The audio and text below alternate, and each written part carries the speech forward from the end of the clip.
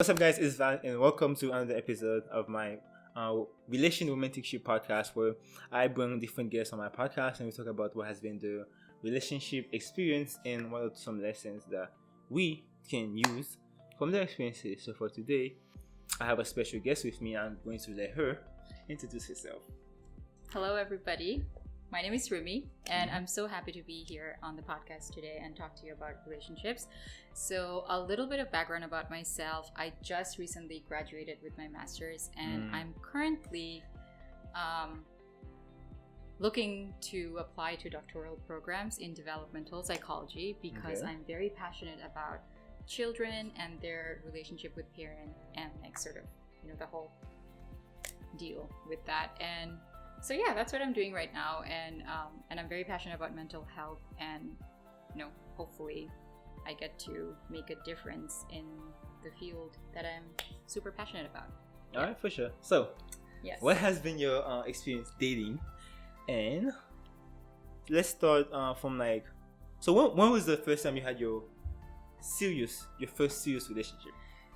That would be towards the end of high school, actually. Okay. So when I was in 10th grade. 10th grade? Yeah. Why would you start a relationship when you were about to graduate? Well, technically, you graduated 10th grade, but I was still going to the same school. So, so I sort of then you have until 12th grade. So, we had 2 years, and I don't think I was thinking about it like that when we started, but I think that's when I sort of found somebody that I was, What about that person made you fall in love with him? Or how did you guys get started, and was it something that you started, or was it with him that he started? So what made you guys start dating? I think so if I remember, he was the one who sort of approached me for the longest time, and I used to have this idea that he was one of the players. No, players. And so, I wasn't very interested because he had this reputation that he would be very flirtatious with other, girls. Okay. And so I was like, well, I don't want to date him. But I think it was the persistence, because it was 6 months and he's still, wooing me. And 7 month, 8 month. And then finally, I was one day I go up to him and I was like, what, seriously, what's your problem, dude? And he's like, no, I really like you. I need you to understand that. And I was like, oh, okay. You know what? I don't know. I didn't say anything at that time, but I think over time, I think it took him almost a year to convince me to be in a relationship with him. And so, I think prior to that, all of the, it's not like I was completely ignoring him. We were still friends.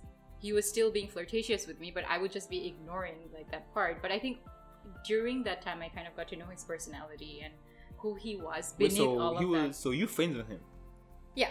And he was able to break out of the friend zone? Well, I started being friends with him, I think, much later, when he's after he started showing interest, right? Okay. So, I couldn't ignore him. He was everywhere. He was in the diner hall. He was where I was chilling with my friends. He was just everywhere. Okay, so you guys dated for 2 years in high school, and then you guys graduated. Yeah. And then I had to move back to my country, and so that was the first time I was experiencing what's now referred to as LDR. Long distance relationships? Yes. Yeah. Okay. and so I think. How did that go? Yeah, well, it didn't really go very well. Obviously. So, I think, and at that time, we had very less means of communication. We would send messages to each other we would email each other, and sometimes find each other on stuff called MySpace and High Five, if anybody remembers. She means High Five. No, I don't mean High Five. I mean the social media platform of that time. So yeah, so ancient. I know, it's very, very ancient. But okay, so you guys would email each other, and phone calls once every 2 weeks, only for 30 minutes. Long distance phone call, because it would cost money. So yeah. And so I think that didn't help you guys. Not really. We weren't seeing each other. We were in 2 different countries. We didn't know when we were going to meet each other. I think because we just got out of high school, we didn't really quite have our life figured as people now. At this stage you kind of like, you plan, right? Like, okay, let's take this trip together, or let's meet up somewhere. If any of you guys are doing LDR, I feel like that's one of the parts of your relationship, right? You're going to make plans to meet up, but at that time neither of us were working. We just graduated high school, no job, so young, dumb, and broke. Yes, you could say that. Okay, then, so what led to the downfall of the relationship? Is it that?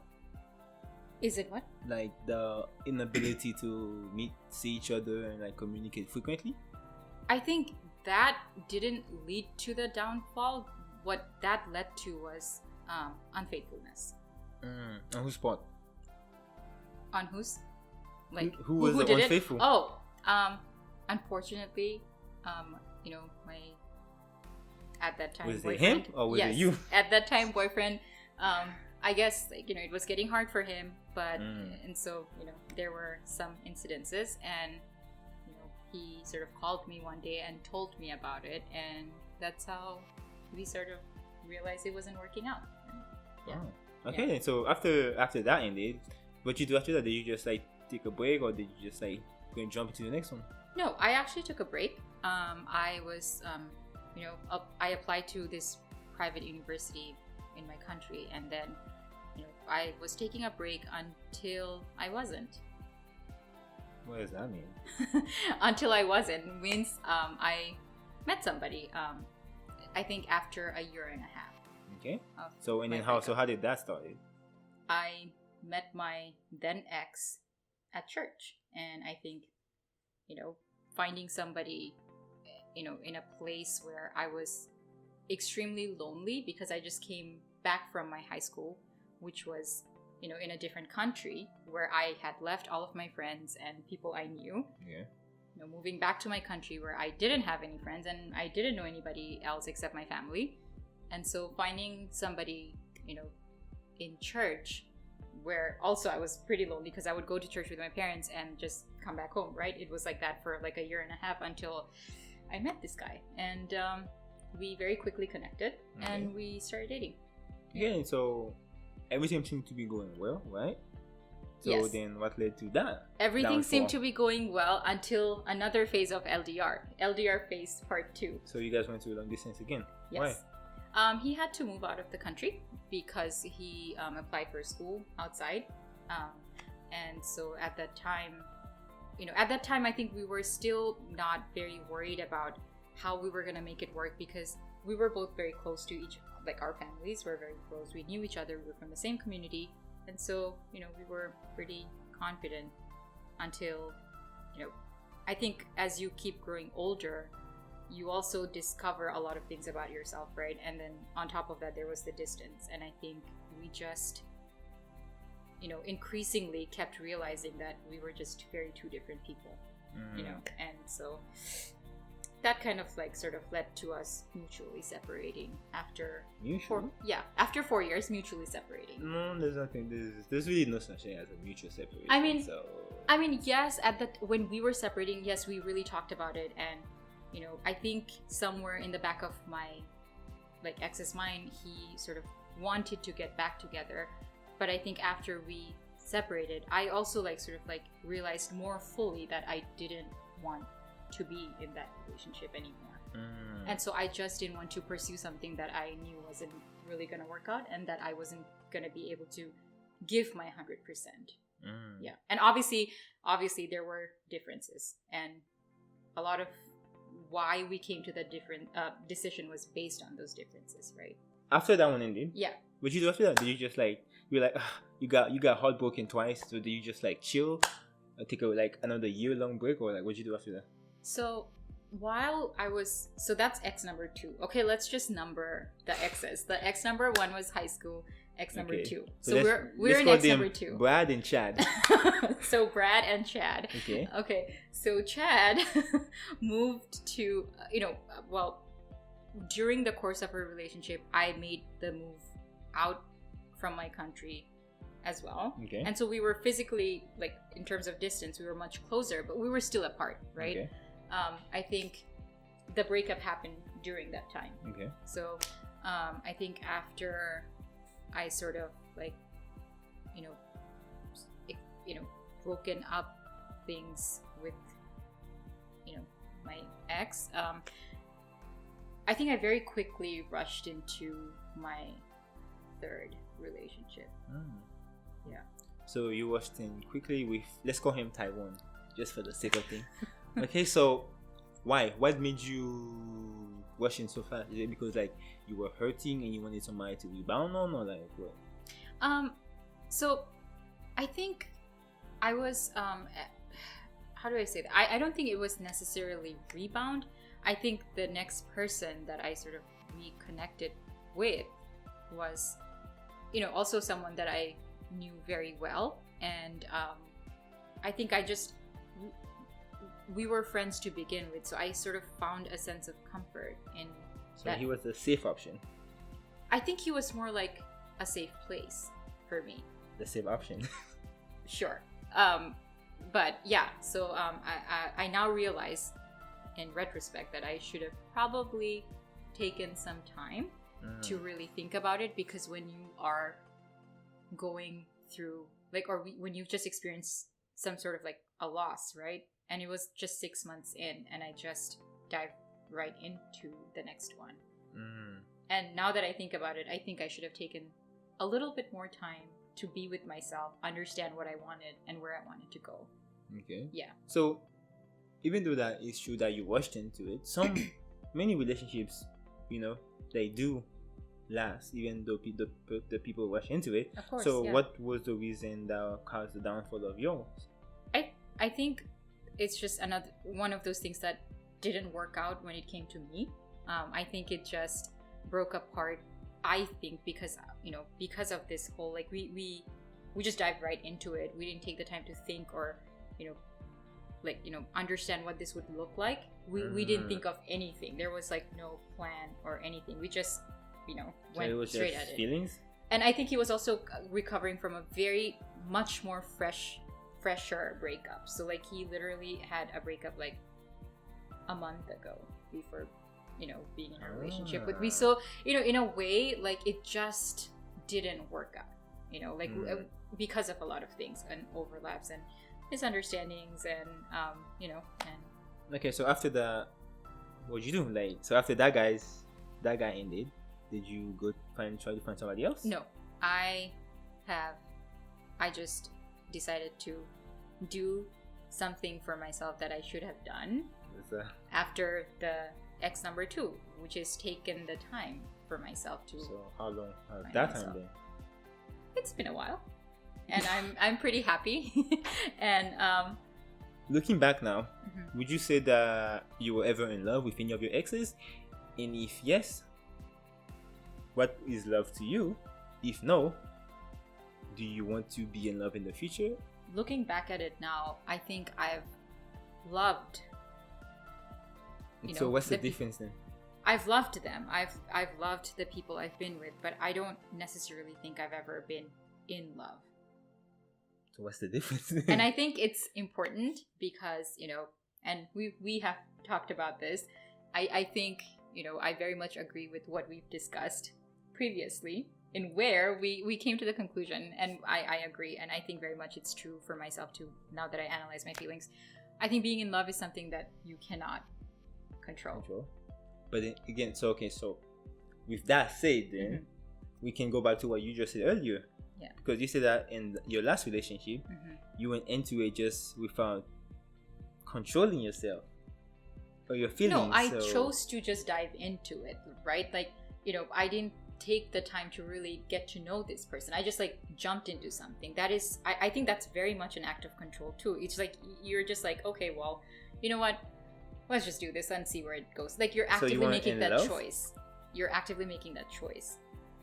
Because the way you make it sound like you didn't have a choice to. You weren't really choosing to go into it. It just kind of happened because you guys had feelings for each other, and it just kind of happened.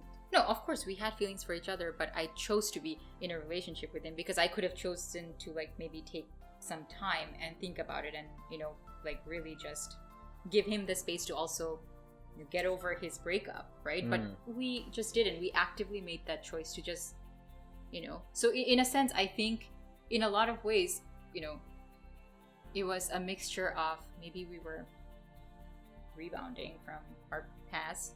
Maybe we just felt comfortable with each other because of who we were to each other, as in terms of like we knew each other, and you know, we just wanted like that safe space to just go and be, you know.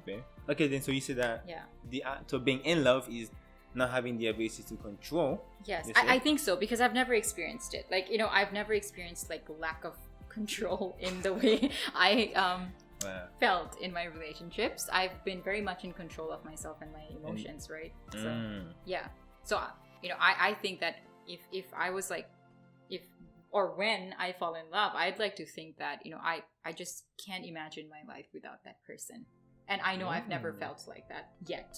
So yeah.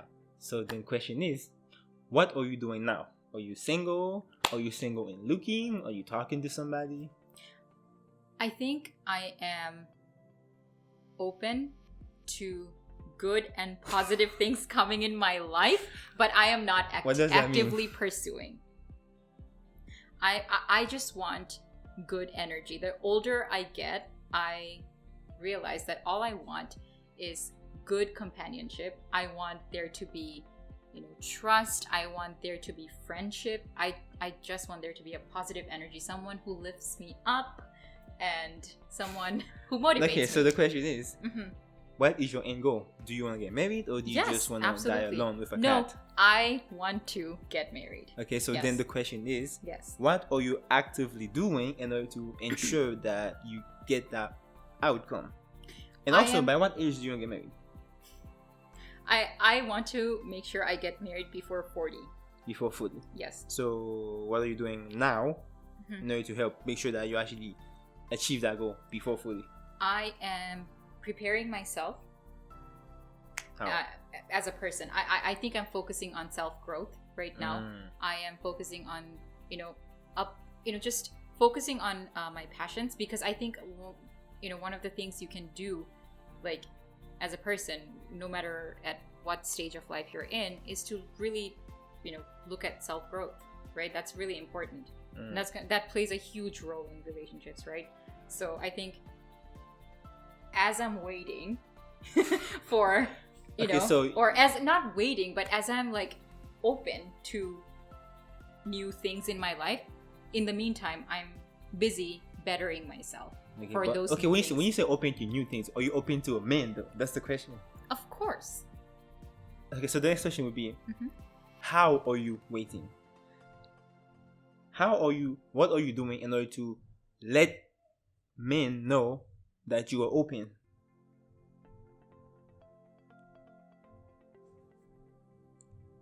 Like, I don't think I'm doing anything in terms of what do you do? Like, I mean what like, should you be doing? Like, as in you know, going to places where young adults, where single young adults are, and being involved in the churches so that they can actually see you. Yeah, no, I'm super involved in church. Like, I would like to think that. When I say involved, I don't mean like, oh, I'm like, you know, involved in like, you know, I go to church like regularly. That's what I mean by involved. Yeah. I'm saying like I would tell just like going to church, like being involved in like the smaller group where like men cannot not help but look at you. Yeah, I don't think I've done that. I know it's. So when are you gonna start doing that? No, I mean. Are you just waiting for the Lord to bring you? No, we just went over a pandemic. I just didn't have enough opportunity. Let's just say that 2020 has been a year of, you know, staying home and being a couch potato. So okay, then so let's say that you have come to a point where you've achieved the level of self-growth that you want to achieve. Yeah. What type of men then would you be looking for? I think, honestly, I want someone who is going to be loyal, who is going to be kind, who is going to be, you know, who's gonna and I think about this a lot. I want someone who's better than me. I think I want someone who's better than me because when I say better, I mean like he's gonna motivate me to become the best version of myself with him. And I think that's so important because there were oftentimes in, you know, many instances in my own relationships where I just, I've experienced the worst parts of myself. And I think that's something, and I know that relationships are difficult and there are going to be bad days, but I think, like, I'm talking about it like overall, I want this person to have like a good effect on me and my personality, and vice versa, Wow. Yeah. Okay, so question then. Yeah. Let's say that type of man were to like show up at church one day and he was looking for a wife. What about you should make him want to pick you out of all those other girls? I think the fact that, I am, first of all, for me to be looking for something like that, I would have already had to work on myself to kind of get to that point where I'm like, okay, this is the kind of person I am, and therefore this is the kind of person I want to be with. Okay. I recognize my self-worth, and I want them to recognize that too when they're So are you seeing kind? me. Are you loyal? Are you sweet? I'd like to think so. So you think that you are worthy of being a wife? Yes. Okay, then when it comes to the topic of sex, would sex be something that is on the table in the relationship before marriage, or would that be something that you would do after marriage, and why? Honestly, okay, so as a psych major, I think, and this is so like, interesting because, in the Bible, it talks about, this whole, marriage, sex after marriage, right? Like it's a covenant between men and women, right? Yeah. Research, statistics also show, by the way, that, couples who tend to wait up until to have sex after marriage report higher success in their relationship and lesser rates of divorce compared to couples who start having sex before marriage, right? So I mean, I think honestly, so what's happening though? Because you think that couples who had sex before marriage would find it happier because they would marry somebody that they find sexually satisfying to begin with. Yeah. But so why is it not so?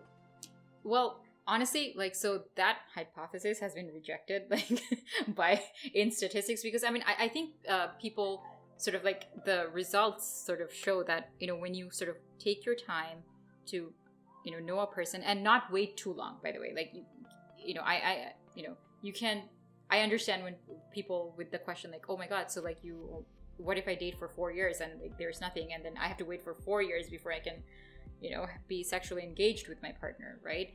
But I think the idea is, like, most people reported that within like a year and a half of getting into the relationship, they would wait, and then, if they knew that this was the person that they wanted to move forward with, they would just, marry and then get into Wait. So, are you saying that when it comes to when two people are serious about each other, yes, it should not take them 4 or 5 years before they get married? I think so.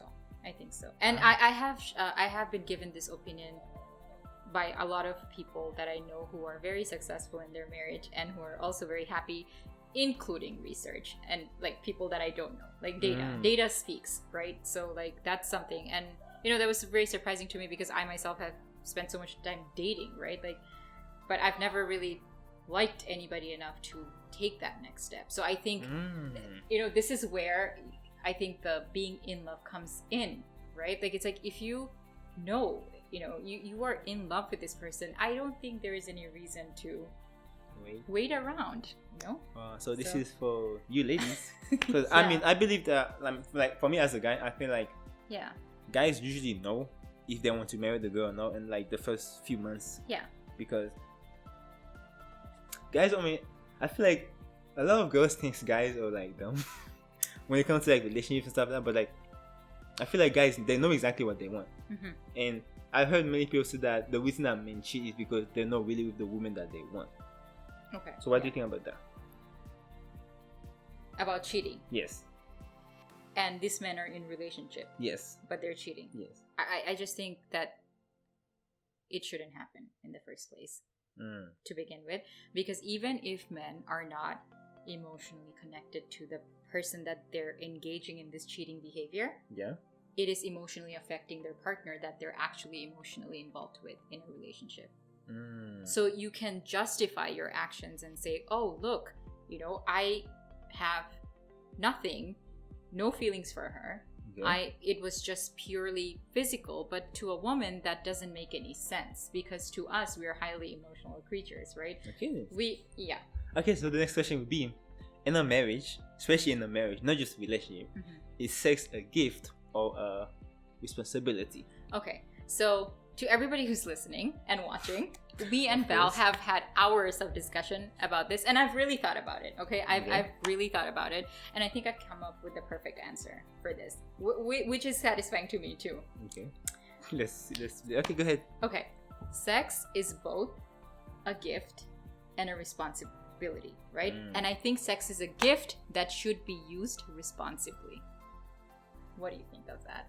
So what do you mean it should be used responsibly? I think it should be used irresponsibly because, it is something that is, very exclusive, very intimate. And, and I mean, essentially, if you think about it from, the Bible's perspective, right? Like, why do we even get to enjoy sex? To procreate, right? It's a gift. But I think it's a gift that should be used responsibly. But in a marriage, though, how do you use it irresponsibly? No, I'm not. I mean, yes, you can't use it irresponsibly in a marriage. Therefore, it becomes a gift. So that's what I'm saying. It's both, right? So at a certain point in your life, I think you have to recognize that it's a gift, or you have to use something like that as a responsibly. But in a marriage, I think it very much becomes a gift because you're getting to share that gift with your partner and participate in the act of procreating. So what do you think of the partners that withhold sex from their spouses in order to gain certain favor or to punish? Like, let's say, like, the husband didn't take out the trash, or then, like, wash the car or pay some bills, and then the wife is withholding sex from him. That happens. So, is that fair? I don't think that's fair. Does that really happen? That's I mean, terrible. But I don't think it should happen. Because I find it very hard that men would cheat. Yeah. Especially have sex with another girl if they were getting it unlimited in their own relationships. So, lack of sexual experience in a relationship could be a major factor, but there could be probably other small contributing factors. I feel like, I don't know, maybe he's just, not connecting with his partner. Maybe they're always fighting. There's a lot of other things that sort of lead to people committing or taking that action. But at the same time, I think, why cheat? Like, why not just sit down and talk about it? If you're not married, talk about it and let your partner know that you just can't, be here anymore. And that this is how this relationship is making you unhappy. And see where you guys go from there, right? And most people only that. Yeah. So like in like dating, you have that option to leave, but in a marriage, you sort of like don't, right? But like, that's the ideal. Like, I mean, there's still people who get divorced, and that's really sad. But I think in a marriage, I think you guys, I mean, I feel like I would, if that was something that was happening in my marriage, I would want to just sit down and talk to my partner and make sure that it doesn't happen. It doesn't go to that. Like, if I'm fighting all the time, or if I'm just not being the partner that he wants me to be, before he even does something, I need him to come and talk to me and like just tell me, so that we don't get to that point where both of us are left hurt and broken. Okay, so earlier you said that you are right now in a season where you're trying to grow yourself. So the question is then, do you need a man or do you just want a man? Because when I say like need a man, I think that there's a difference between a need and a want. A need is something that it's almost as important as like oxygen. Like, you not having that would not help you attain a certain level of fulfillment. Whereas want is something that you can more or less do without. Like, you're not gonna die if you don't have it. Like, you're not gonna feel unhappy if you don't have it. Yeah. So for you, having a man, having a husband, Mhm. is that something that you need, or is it something that you just want? And why? I think in terms of social expectations, I need a husband. In terms of personal preferences, I think I want a husband. So why don't you need one? Why do you just want one and not need one? No, I mean, I don't want it to, there's a lot of examples, I don't know, even in the Bible of like, who talks about it? Jesus was single. Paul, I'm pretty sure the apostle Yeah, Paul was and single. yeah, apostles, right? I think in somewhere it talks about like, it's not like if you don't want to get married, like that's fine. Like That's good. yeah, that's good. Like, you have that choice. But I think I want to get married because I enjoy being in a relationship. I want to, I one day hope that I would have a family of my own. I would have a best friend forever for life, like someone I can grow old with, his companionship, his time. I want to experience the world with this person, right? I want to do all the things I love with this person. I mean, you have friends, so No, yeah, it's different with friends, like but I think and we all know how it's different. You're intimate with this person in ways that you're never going to be with someone else. So you said that you want to create like your own family, so that means children, right? Yeah. So you said that you want to get married by 40 though. Before 40. Yeah. So how soon before 40 though, if you want children? I'm assuming multiple children. Because the more you wait, the more risky it gets for you. I know. Yeah. So are you down to marry like next year? No. Why not? It's too soon. Wow. Okay, then so let's talk about the woes in marriage and all relationships. Yeah. So I believe that there should be gender wars in relationships, because looking at the history of relationships, I think that is what creates the best possible outcome for long-lasting relationships. However, nowadays we have like a new modern type of relationship where there is no such thing as a male war and a female war. Everybody kind of like do whatever the other person can do. So do you think that is healthy? Do you think that is something that will create the type of success that traditional relationships used to bring?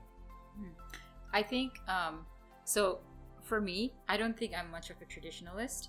However, I'm not one to also engage in a relationship where I'm just like, you do whatever, I do whatever, and like we're gonna make it work. No, I think I'm someone who's gonna pull from the traditionalist, but make it a partnership where we are equal partners in a relationship, right?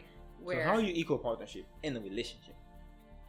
We get to, because we have the resources and means to that we probably didn't have. I don't know. So if you guys go on a date, you pay for your half, he pays for his? No.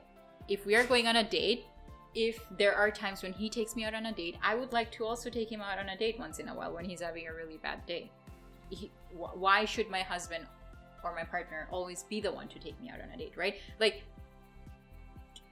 in my experience, I have been taken out on dates, like usually like, they'll plan something, or if I'm, just having like a really bad week and they're like, you know what, let's do this. I'm gonna plan this for us. And I'm not the only one having bad days in a relationship. They are too. Yeah. Therefore, I want to sometimes come home and tell them, let's go. We're having dinner outside today. My treat. Wow. Yeah. Okay, so question then. Do you want to be a housewife or do you want to be a working woman? And why? I want to be a working woman who can be a good housewife too. I want to be able to balance both, but I recognize that sometimes I have to put one in the backseat in order to fulfill would you sacrifice your career in order to raise a family? If that is what it's gonna take for me to ensure that my kids have the best possible environment, then yes, I will. Okay, so when it comes to finding that mate, do you want a man that makes as much money as you do or less money as you do? Can you respect a man that doesn't make as much money as you do? Can you? And not only that, but what is your thoughts on the idea of submitting to a man? I think, honestly, I think I can respect the fact that if he's not making as much as me, that's fine. Because I don't think you get into a relationship by I mean, I know people do, but I don't get into a relationship looking at people's income or something. Like, I want him to be successful, definitely. I want him to, have achieved whatever goals he had achieved and at whatever field he's working at. Mm-hmm. Maybe he gets paid less than I do, but that's okay. That's not a problem for me. And in terms of what was your second thing? So can you submit to such a man that doesn't make as much money as you? Because like earlier you said that you wanted a guy that was kind of better than you. Yeah, better than me in terms of like characteristics, like as a person, like personality. So it's like, when I say better than me, I mean like, sometimes if I could be someone who's maybe lacking in my spiritual life, right? Mm-hmm. Like, I would want a partner who's probably going to be like that, sort of like a mentor for me, like a guide, not just my husband, like someone I can constantly learn from. That's what I mean when I said that I want someone who's... So you want a person that is going to lead you, not lead me, someone I can learn from, and vice versa, someone like who can learn from me, mentor. Yeah, and in a lot of ways, I think I would also fulfill that role of mentoring, because there's a lot of things that he might not have that I'm probably going to be good at. So okay, then yeah. So the way I see relationships, Mm-hmm. it's like an actual ship. You have the captain, and then you have the co-captain or the vice captain, and then it is in one ship. However, the captain is the one that actually drives the ship. Yeah. So can you be a co-captain to your husband in you guys' family? That means you will not be the president, you will not be the co-president, you will be the vice president. Let's say you guys work to create your own kingdom. He will be the president and you will be the vice president. Sure, I'll happily be Kamala Harris. Like, no biggie. So then he would be in a leadership role over you, though. I think. See, that's where I think it gets tricky, because like when I would like to think, okay, fine. Like, honestly, I feel like if it's really about, you look at like you said, you look at a relationship like a ship. Like, there's the captain and there's the co-captain, right? But behind the scenes, like the title is just that, but behind the scene, they're both actively working with each other. Yes. See, okay. The thing is, they're all going in the same direction, but they have different roles to play. The captain is the one that he assumes the most responsibility because he's the captain. Sure. However, I would like to, sort of. I think I've talked about this before too. Like, in the earlier stages of our relationship, when there are no kids involved, I would like to be an equal partner. So what changes between the kids and no kids? I think when there's children involved, we obviously know that they become the crewmates. you need to dedicate that certain amount of time, and if anything, we've seen like traditionally modern in terms of like what it is. Mothers tend to be the primary caregiver of the child, right? Yeah. So for that, if I have to be his co-captain, no problem. But what I feel like that is something that you feel like that is being forced onto you, though. Like, that's not like a role that you are willing to accept from the get-go. No, I am willing to accept that from the get-go. But in the beginning... Yes, in the beginning. In the beginning stages of the relationship, like, okay, so how, like, what would be that, some of those... if I were to be a co-captain from the beginning, like, why? Like, if we can just be partners, like, equal partners. When you say equal partnership, I'm thinking that you want to drive the boat too. Sure, we take turns. But you have a role to fulfill, which is, so if he's driving, he needs somebody that's going to be checking the wind speed, the wave height and stuff like that, in order to help guide him there. Yeah, so and sometimes the captain needs to go to sleep too, so I'm gonna be doing the driving while he's resting and taking looking at all the other stuff. Okay then. So you said that earlier that you want to be a working woman. Yeah. So why don't you let your husband do the working and then you do the caring of the family? Well, like I said, when there is a family involved, if my work has to take a backseat, then I'm happy to, let it take a backseat. But up until then, I think I very much want to be actively working because, at the end of the day, I don't want my husband to be just laboring all day, coming home, and we don't even get to spend time together. Versus when both of us equally share that load, I get to have him to myself more often. Oh, isn't that cute?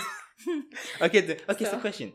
Yeah. This all sounds cute and everything. Like we're both working together.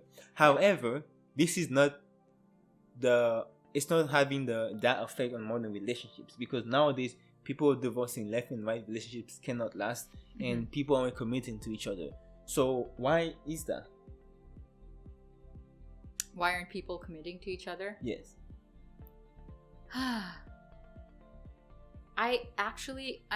Honestly, I think a lot of it, from what I have seen, was, lack of time spent with partners. And as a result of the lack of time spent with their partners, there's unfaithfulness involved. So I think one of the crucial parts of a relationship is being able to, devote a certain amount of time to your partner. You need that. You really need that. Besides all of your work and responsibilities, you need to be able to have quality time together. If that's missing, a huge component of your relationship is missing. One of the partners are going to be feeling left out all the time. They're left to themselves, they're left to their thoughts, they're left to their frustrations. They're not getting the emotional, support or that presence that their partner is naturally. That's the role of your partner, is to be there for each other. Like, you become one, but you're not really one if you're constantly having an absent partner. And that leads to frustrations, and which further leads to okay, so what is your opinion on the novel ideas of having multiple partners, so polygamy, that we weren't meant to be monogamous? What do you think of that? Well, a man, if he has high status and money, and he can actually take care of multiple wives, is that something that would interest you? No. Why not? Just because you have a lot of money and high status and a lot of resources doesn't mean you have to have a lot of wives. But the partners. thing is, yeah. So have you ever heard of the word hypergamy? Yes. So hypergamy, for those that don't know, is the idea that women date across on the level socio-economically, so status-wise and money-wise and look-wise, and up. So that means that most women have their eyes on the upper echelon of men. So that means that those men have many options, because men don't date up, they date across and down. Okay. So this has also created the fact that many working women with high degrees, they've been seen saying where have all the men go. They cannot seem to find men to marry themselves. So have women work themselves out of the marketplace, of the dating marketplace. But why? Okay, so my question is, if a man is already successful, why can't he date an equally successful woman, or even more? What is the problem? Okay, because a highly successful man, he does not really values the thing that the equally successful woman is bringing, because everything that she's bringing, he has already achieved. He has money, so he doesn't need her money. He has status, he doesn't need her status. So the things that he would value the most from her as a woman would be her ability to reproduce. Sure. However, for a woman to gain such a high status and money, she would be quite advanced in her age, and she wouldn't be the most physically attractive, and her ability to produce children would not be as easy as it would be if that man was to go down in marry like a younger version Yeah. of that same woman.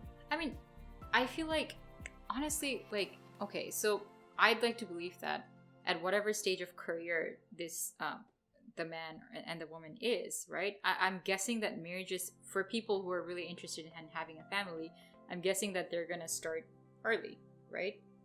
And so, Yeah, but again, yeah, feminism has pushed the idea on women that they should get the degree first, and that takes a long time. Mhm. So that means that women are not marrying as early as they used to, because like in like before like the 1960s, the average age of marriage was like 21 years old.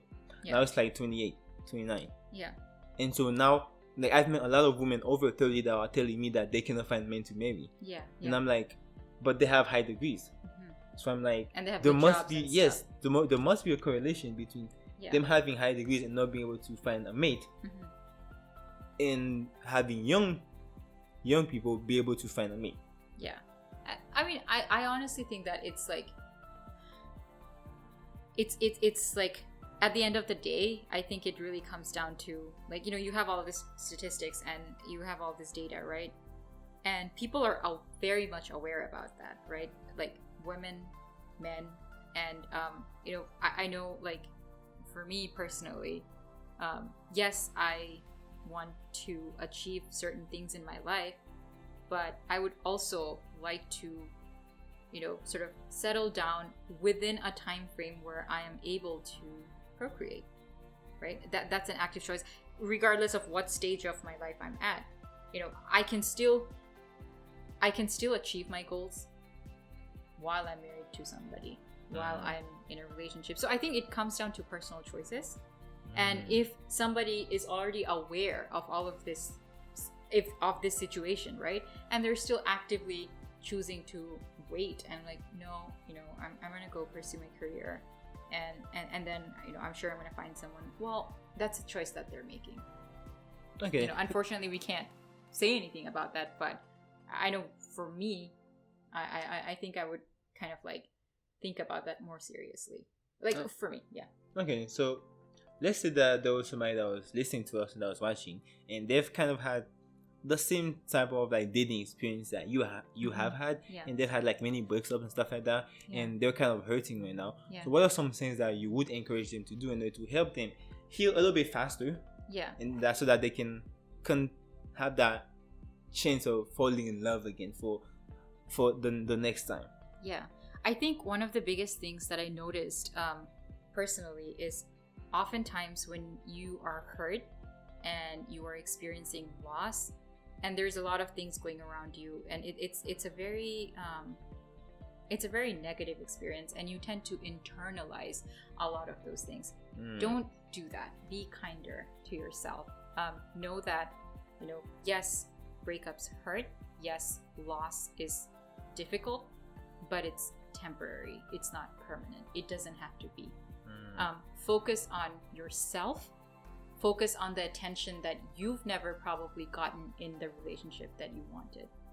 Focus on loving yourself in a way that you might not have experienced, because when people tell you that you need to first learn to accept yourself and love yourself in order to project that outwards, it is so true.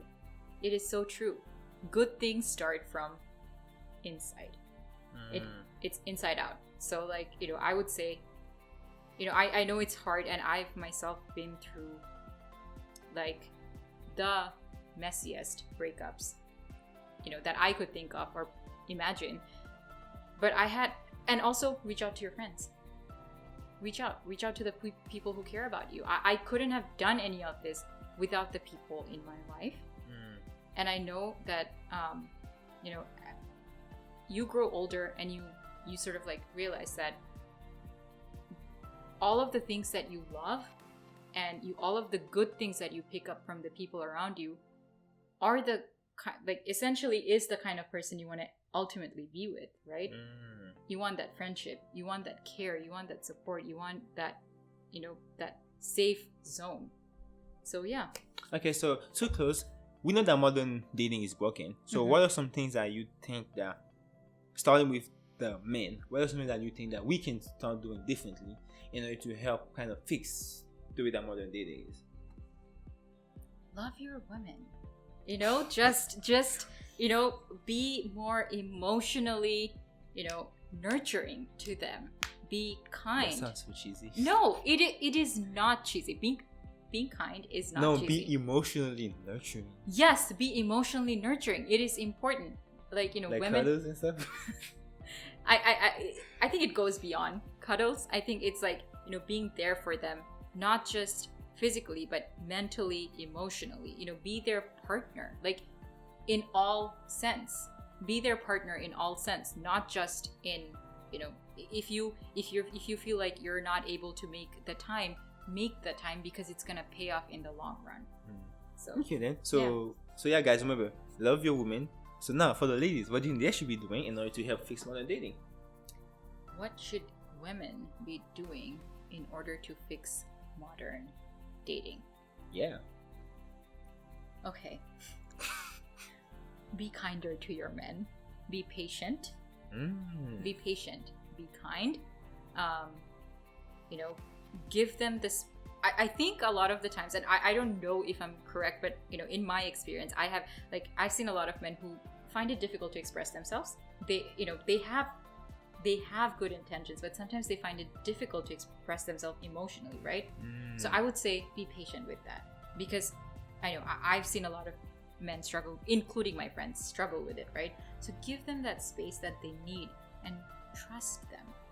Give them that trust and trust that they will respect your trust in return. Wow. Yeah. So let's say that somebody that's watching or somebody that's listening would like to get in touch with you and ask you some more questions. Yeah. How can they go about doing so? So you can reach me in my social media, which I will let Val leave in the comments below. Yeah, I'll put them in the description video. And your email too, right? Yeah, sure. So any question that you want from me before we? Yeah. One question would be, I think this is such an important project that you're doing, right?